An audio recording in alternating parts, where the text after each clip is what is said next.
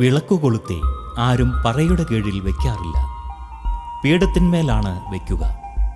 അപ്പോൾ അത് ഭവനത്തിലുള്ള എല്ലാവർക്കും പ്രകാശം നൽകുന്നു.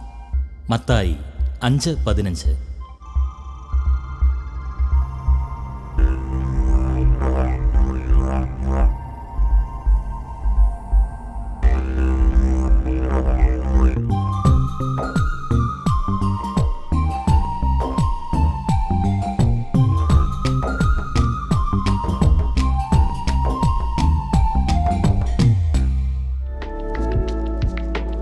നേപ്പാളിലെ ചിറ്റവൻ ജില്ലയിലെ മാഡി 9 ഗാവ് പാലികയിലെ ബുർവാക്കോളയിൽ നിന്നും തൊട്ടടുത്ത ഗ്രാമമായ ശിവപൂരിലേക്കാണ് ഇനി ഞങ്ങളുടെ യാത്ര.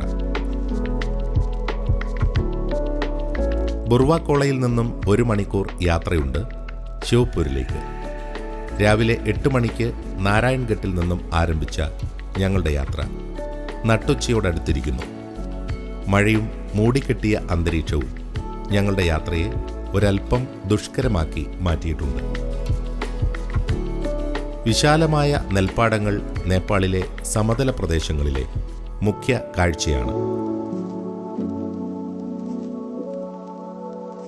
സമതലങ്ങളിലെ ചുരുങ്ങിയ ഇടങ്ങളിൽ മാത്രമാണ് കൃഷിക്ക് അനുയോജ്യമായ വളക്കൂറുള്ള മണ്ണുള്ളത്.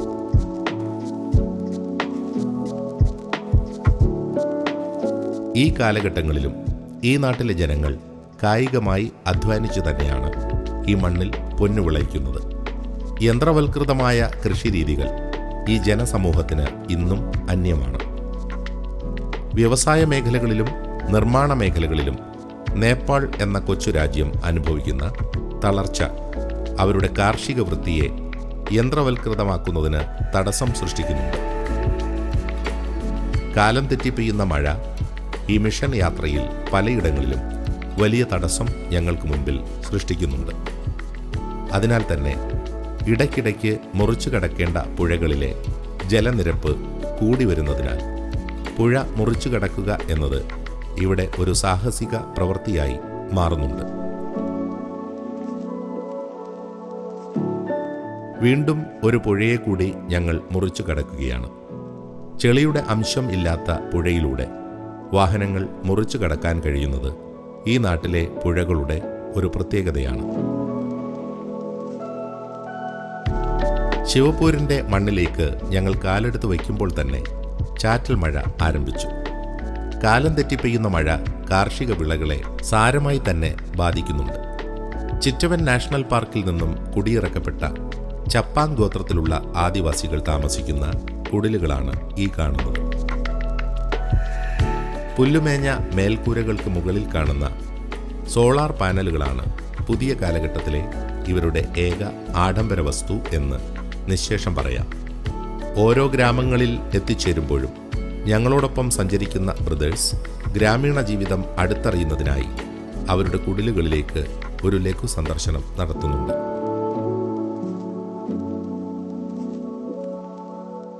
വർഷങ്ങൾ നീളുന്ന വൈദിക പഠനത്തിലൂടെ അവർ ആർജിച്ചെടുക്കുന്ന അറിവുകളോടൊപ്പം ഇത്തരം യാത്രകളിലെ അനുഭവങ്ങൾ കൂടി ചേരുമ്പോഴാണ് അവരുടെ പഠനം അതിൻ്റെ പൂർണ്ണതയിൽ എത്തിച്ചേരുന്നത്. ഇവിടെ കുറച്ച് ബ്രദേഴ്സ് ഗ്രാമീണർക്ക് നൽകാനുള്ള അരിയും പരിപ്പുമൊക്കെ തരംതിരിക്കുന്ന തിരക്കിലാണിപ്പോൾ. കുറച്ചുനേരം ഗ്രാമീണരോട് ഇടപഴകാൻ ഞങ്ങൾക്കൊപ്പം വന്നിരിക്കുന്ന മൈക്കിൾ അച്ഛനും ബിബിൻ അച്ഛനും പ്രത്യേകം ശ്രദ്ധിക്കുന്നുണ്ട്. പട്ടിണി നിറഞ്ഞ അവരുടെ അനുദിന ജീവിതത്തിന് നൽകാൻ കഴിയുന്ന ഏറ്റവും വലിയ സുവിശേഷം അവരോട് പക്ഷം ചേരുക എന്നതാണെന്ന് ഈ വൈദികർ നമുക്ക് കാണിച്ചു തരുന്നു.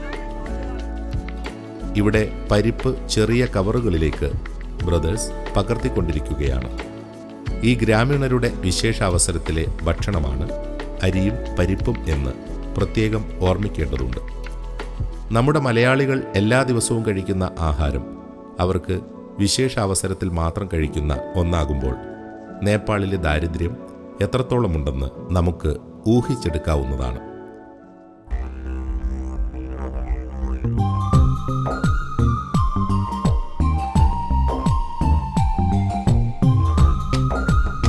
എൻ്റെ പേര് ഫാദർ ബിബിൻ. ഞാൻ CST കോൺഗ്രിഗേഷണൽ അച്ഛനാണ്. ഗോരഖ്പൂർ നേപ്പാൾ പ്രൊവിൻസിലെ അംഗവും കൂടിയാണ്. ഞങ്ങൾ ഇപ്പോൾ ഉള്ളത് ശിവദാർ എന്ന് പറയുന്ന സ്ഥലത്താണ്.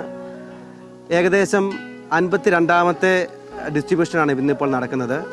ജപ്പാൻ ഗോത്രവർഗ്ഗക്കാർക്ക് വേണ്ടിയിട്ടുള്ള ഡിസ്ട്രിബ്യൂഷനാണ്. അതായത് റിലീഫ് മെറ്റീരിയൽസ് ആണ് നമ്മൾ ഈ 52 ദിവസമായിട്ട് കൊടുത്തുകൊണ്ടിരിക്കുന്നത്. ഇന്ന് ഇവിടെ നമ്മൾ നിൽക്കുമ്പോൾ ഏകദേശം 36 ജപ്പാൻ ഗോത്രവർഗ്ഗത്തിലെ കുടുംബങ്ങൾക്കാണ് അരിയും ദാലും ഉപ്പും അതേപോലെ കൊച്ചു പിള്ളേർക്ക് ന്യൂട്രീഷൻ കിറ്റ് എന്ന് പറഞ്ഞാൽ അതിനകത്ത് ആപ്പിളും ബിസ്ക്കറ്റും അതേപോലെ ചോക്ലേറ്റ്സ് ഒക്കെയുണ്ട്.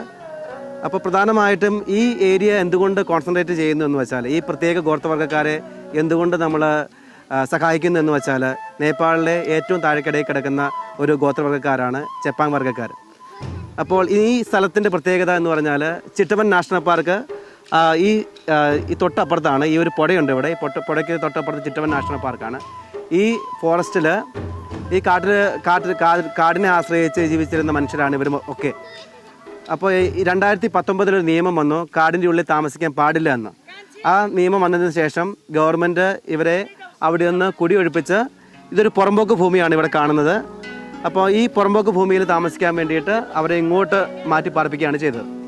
ഇങ്ങോട്ട് മാറ്റി പാർപ്പിച്ചതിന് ശേഷം ഇവരുടെ സ്ഥിതി എന്ന് പറയുന്നത് ഭയങ്കര, നമുക്ക് ചിന്തിക്കുന്നതിലും വിവരിക്കാൻ പറ്റുന്നത് അതീവ എന്താ പറയുന്നത്, ഭയങ്കര സങ്കടകരമാണ്.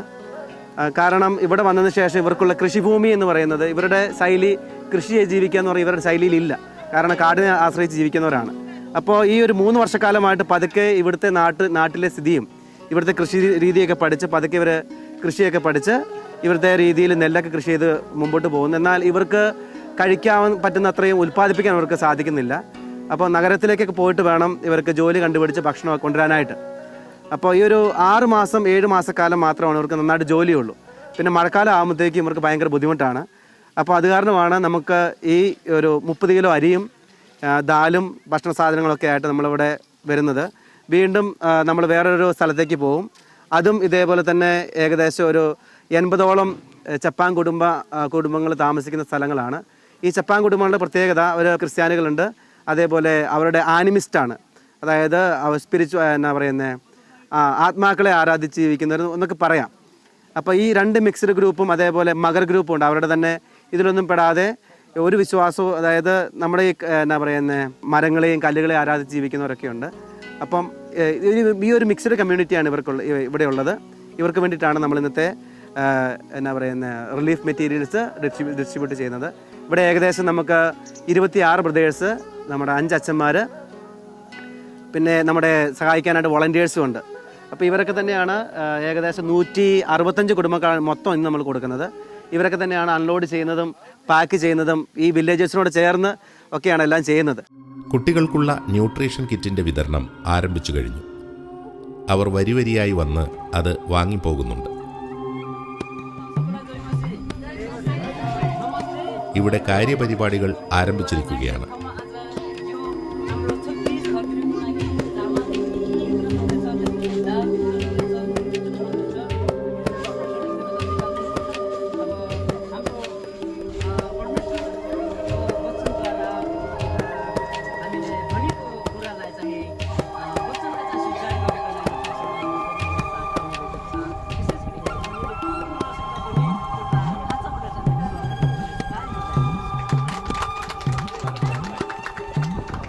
നേപ്പാളിലെ തനത് രീതിയിൽ കാത്തയും മാലയും അണിയിച്ച് അവർ ഞങ്ങൾക്ക് സ്വാഗതമോദി.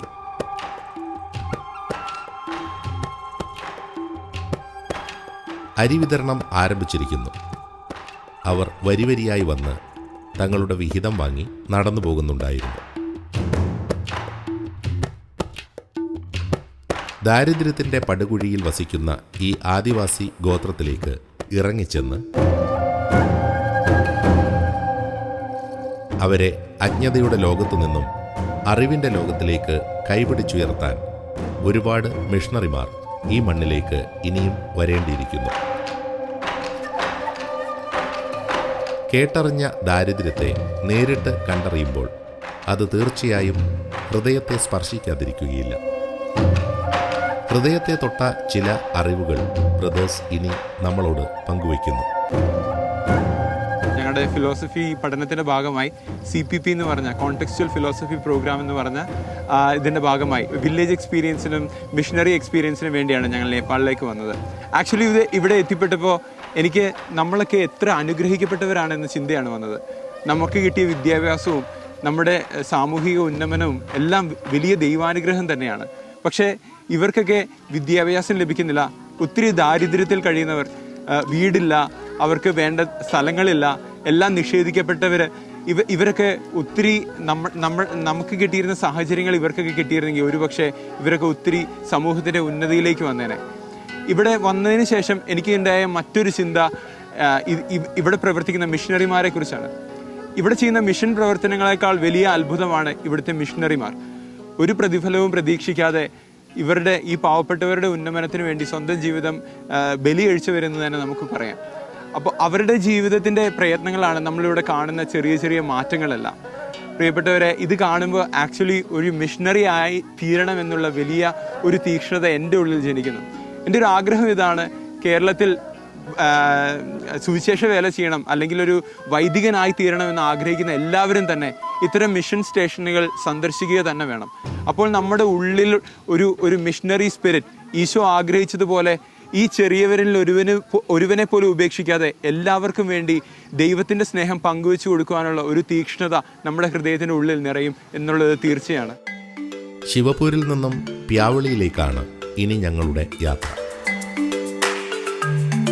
പ്യാവളി എത്തുന്നതിന് തൊട്ടു മുമ്പുള്ള ഒരു ലോക്കൽ ബസ് സ്റ്റേഷനാണ് ഈ കാണുന്നത്. പ്രധാനമായും സ്വകാര്യ മേഖലയിലാണ് ഈ നാട്ടിലെ ബസ്സുകൾ സർവീസ് നടത്തുന്നത്. പക്ഷേ ഞങ്ങൾക്ക് എത്തേണ്ട പ്യാവളി ഗ്രാമത്തിലേക്ക് അധികം യാത്രാ സൗകര്യങ്ങൾ ഒന്നും തന്നെയില്ല.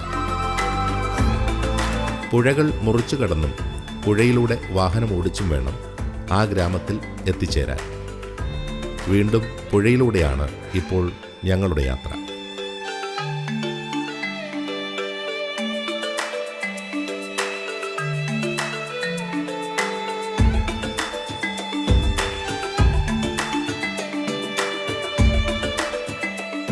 ശക്തമായി മഴ പെയ്യുന്ന മാസങ്ങളിൽ പലപ്പോഴും ഈ ഗ്രാമം മറ്റിടങ്ങളിൽ നിന്ന് ഒറ്റപ്പെട്ടു പോകാറുമുണ്ട്. ഇവിടെ ചിലർ ഊഞ്ഞാലാടുകയാണ്.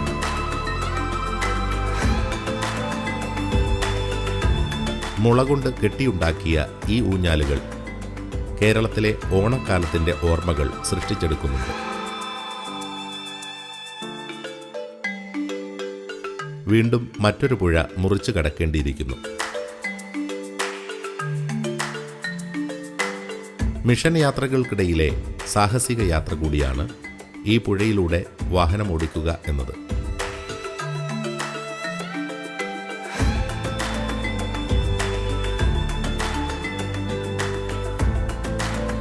ഒടുവിൽ ഞങ്ങൾ ഇന്നേ ദിവസത്തെ അവസാന സ്റ്റേഷനിൽ എത്തിച്ചേർന്നിരിക്കുകയാണ്.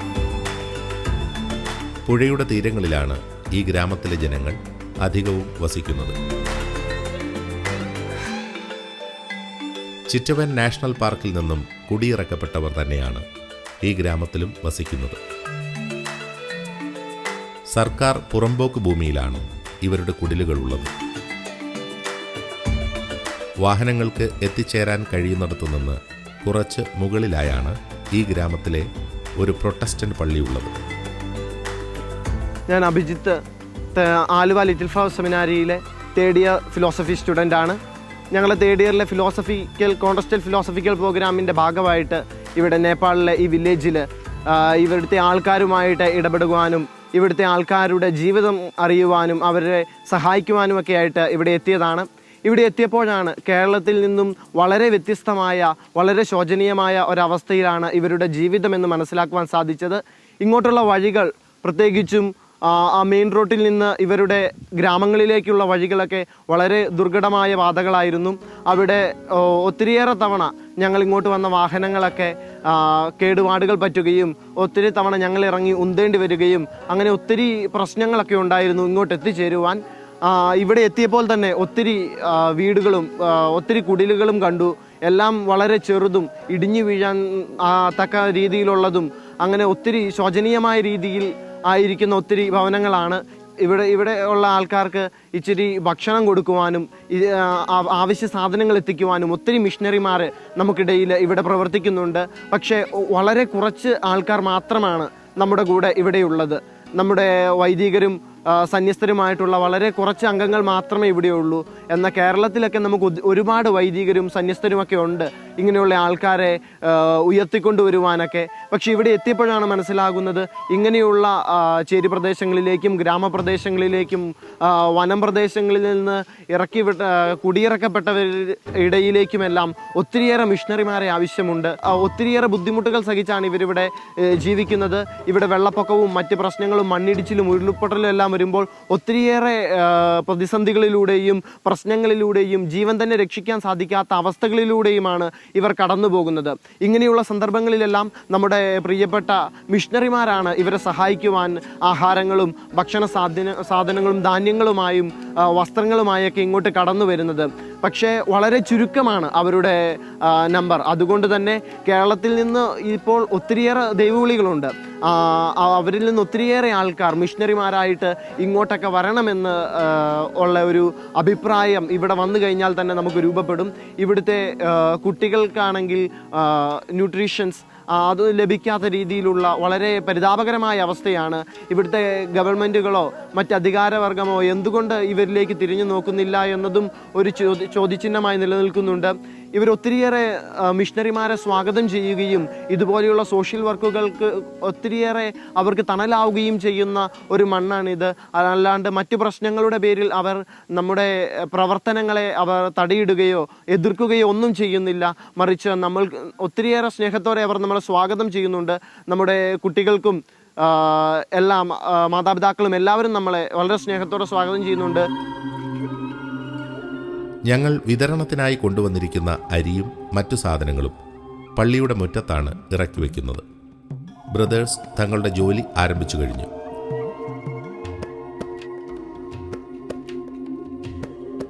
ലോറിയിൽ നിന്നും അരിച്ചാക്കുകൾ പള്ളിയിലേക്ക് മാറ്റുകയാണിപ്പോൾ.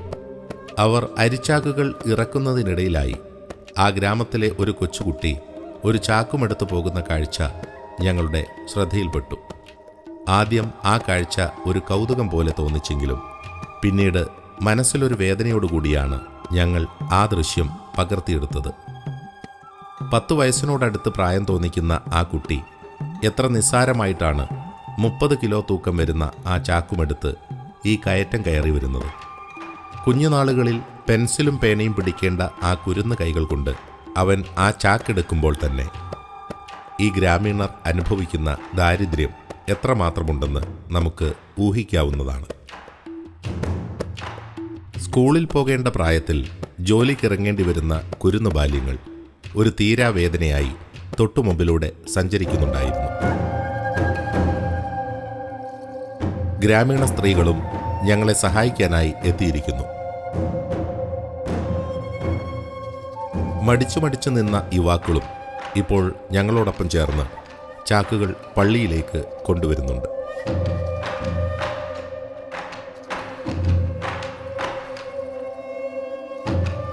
ഇവിടെ പാക്കിംഗ് ആരംഭിച്ചു കഴിഞ്ഞു. അരി വിതരണം ആരംഭിക്കുന്നതിന് മുമ്പ് അന്നം തന്ന ദൈവത്തോട് നന്ദി പറയുന്നതിനായി ഞങ്ങളെല്ലാവരും ആ പ്രൊട്ടസ്റ്റന്റ് പള്ളിയിലേക്ക് കയറി. പള്ളിയിലെ പാസ്റ്റർ പ്രാർത്ഥന ആരംഭിച്ചു. परमेश्वरलाई धन्यवाद होस्। आज यो दिनमा परमेश्वरले अवसर हामीलाई दिनुभएको छ। हामी प्रभुलाई धन्यवाद दिनेछौँ। यो छोटो भेटघाटको कार्यक्रममा यहाँहरू सबैजना उपस्थित हुनुभयो। हामी छोटो समय प्रभुलाई धन्यवाद दिएर आजको यो कार्यक्रमलाई अगाडि बढाउनेछौँ। आउनुहोस् हामी सुरुको प्रार्थना गरेर आजको यो छोटो धन्यवाद प्रभुलाई दिनेछौँ। जीवित परमेश्वर पिता, हामी धन्यवाद चढाउँछौँ प्रभु। आज यो दिउँसोको समयमा तपाईँ परमेश्वर हामीसँग रहनुभएको निम्ति प्रभु तपाईँ हामी प्रार्थना गर्छौँ। तपाईँको छोराछोरीहरूलाई टाढा नजिकबाट प्रभु तपाईँले ल्याउनुभयो, उहाँहरूको यात्रामा तपाईँले सुरक्षा गर्नुभयो। प्रभु हामी तपाईँलाई धन्यवाद दिँदछौँ। आज यो दिउँसोको समयमा हामी यसरी भेला भएर तपाईँको नाउँलाई उच्चार्नलाई प्रभु यो दिन तपाईँ परमेश्वरले दिनुभएको लागि प्रभु हामी प्रार्थना गर्छौँ। छोटो तपाईँलाई धन्यवाद दिएर प्रभु आज यो कार्यक्रमलाई हामी सुरु गर्दछौँ। प्रभु तपाईँ परमेश्वर हामी हरेकसँग रहनुहोस् अनि प्रभु हामीलाई सहायता गर्नुहोस्। हे पिता तपाईँलाई धन्यवाद। आज यो कार्यक्रमलाई तपाईँमा समर्पण गर्दै बाँकी समयहरूमा तपाईँ आफैदेखि हामीलाई सहायता गर्नुहोस्।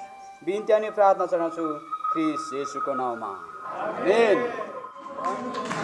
കൈത്താളങ്ങളും ഡോലക്കുകളും കൊട്ടി ഉറക്കെ പാടി അവർ ഈശോയ്ക്ക് നന്ദി പറയുന്നുണ്ടായിരുന്നു.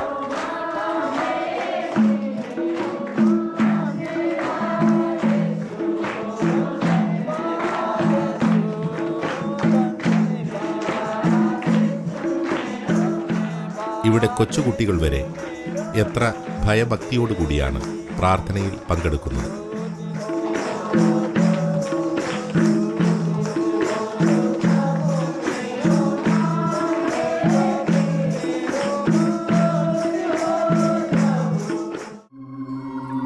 പ്രാർത്ഥനയും സ്വാഗതവും കഴിഞ്ഞ് ഇവിടെ അരി വിതരണം ആരംഭിച്ചു കഴിഞ്ഞു.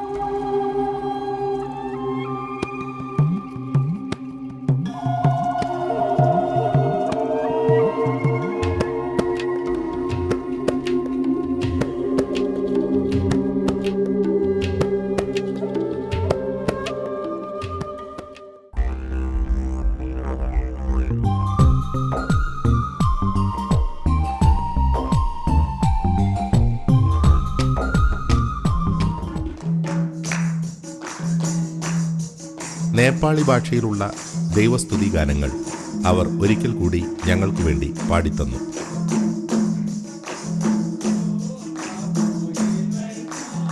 അവൻ്റെ നാമം പ്രഘോഷിക്കപ്പെടുന്ന ഇടങ്ങൾ, അവനു വേണ്ടി പാടുന്ന അധരങ്ങൾ, ആ എത്ര സുന്ദരം!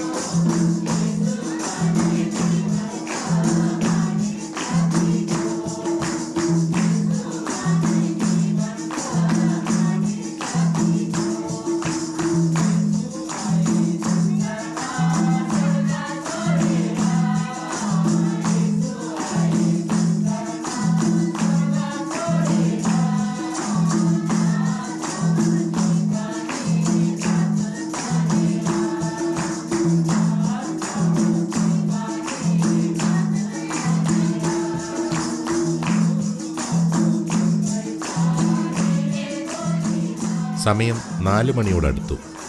ഞങ്ങൾ വീണ്ടും യാത്ര ആരംഭിച്ചിരിക്കുകയാണ്.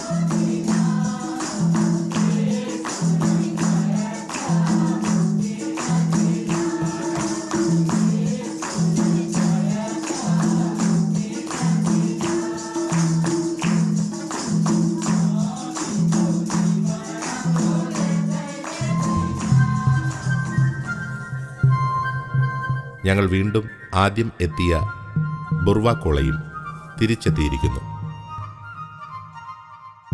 ഇന്നേ ദിവസത്തെ മിഷൻ അനുഭവങ്ങൾ ബഹുമാനപ്പെട്ട മൈക്കിൾ ചെറിയത്തച്ചൻ നമ്മോട് പങ്കുവയ്ക്കുന്നു.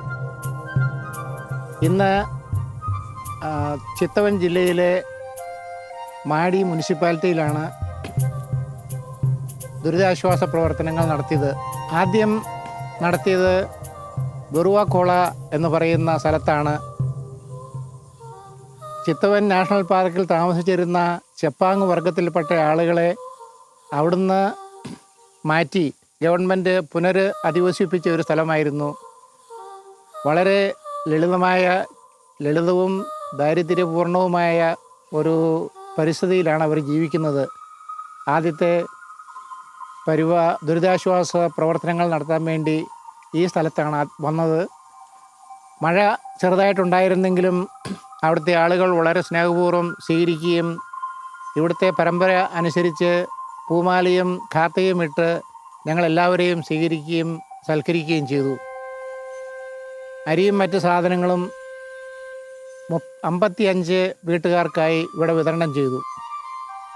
പിന്നീട് രണ്ടാമത്തെ സ്ഥലത്തേക്ക് പോയത് ശിവപൂർ എന്ന് പറയുന്ന സ്ഥലത്താണ്. അതും ഈ ചെപ്പാങ്ങുകൾ മാത്രം താമസിക്കുന്ന ഒരു സ്ഥലമാണ്. 33 ചെപ്പാങ് വീടുകളിലാണ് അരിയും മറ്റു സാധനങ്ങളും കുട്ടികൾക്കുള്ള ആഹാര സാധനങ്ങളും വിതരണം ചെയ്തത്. മൂന്നാം വാർഡിലേക്ക് ഞങ്ങൾ പോവുകയും അവിടെ 73 പേർക്ക് ദുരിതാശ്വാസ സാമഗ്രികൾ വിതരണം ചെയ്യുകയും ചെയ്തു. ഞങ്ങൾ താമസിക്കുന്ന സ്ഥലത്ത് നിന്ന് ഏകദേശം 70 കിലോമീറ്റർ അകലെയാണ് 3-ാമത്തെ വാർഡ്. അവിടെ ഒരു പ്രൊട്ടസ്റ്റൻ്റ് പള്ളി ഉണ്ടായിരുന്നു. അവിടുത്തെ ആൾക്കാർ വിതരണത്തിന് മുമ്പ് പള്ളിയിൽ എല്ലാവരും ഒന്നിച്ച് വരികയും പ്രാർത്ഥിക്കുകയും ദൈവത്തിന് സ്തുതി പാടി ഈ വിതരണ കാര്യക്രമം തുടങ്ങുകയും ചെയ്തു. ഈ സമയത്തെല്ലാം ആദ്യത്തെ വാർഡിൽ വിതരണം ചെയ്ത സ്ഥലത്ത് ഇന്നത്തെ ഉച്ചഭക്ഷണം ഉണ്ടാക്കാൻ വേണ്ടി 6 സെമിനാരിക്കാരും ആലുവ സെമിനാരിയിലെ ആൾക്കാരും പിന്നെ കുക്ക് ചെയ്യാൻ വേണ്ടി ലിറ്റിൽ ഫ്ലവേഴ്സ് സ്കൂളിൽ നിന്നുള്ള 2 പേരും ഇവിടെ നിന്നിരുന്നു. ഞങ്ങൾ മൊത്തം ഏകദേശം 36 പേരുണ്ടായിരുന്നു. ഈ 36 പേർക്കും അവർ അവിടെ ഭക്ഷണമുണ്ടാക്കി.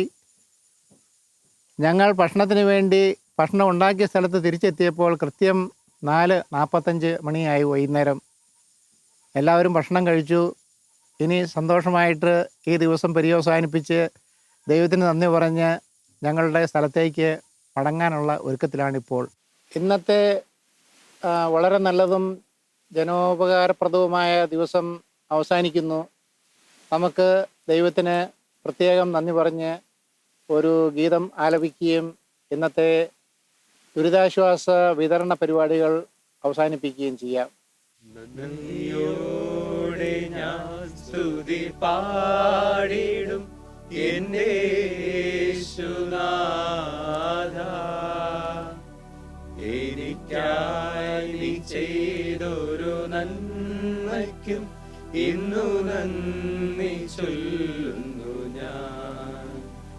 നന്ദിയോടെ ഞാൻ സ്തുതി പാടിടും എന്റെ യേശുനാഥാ,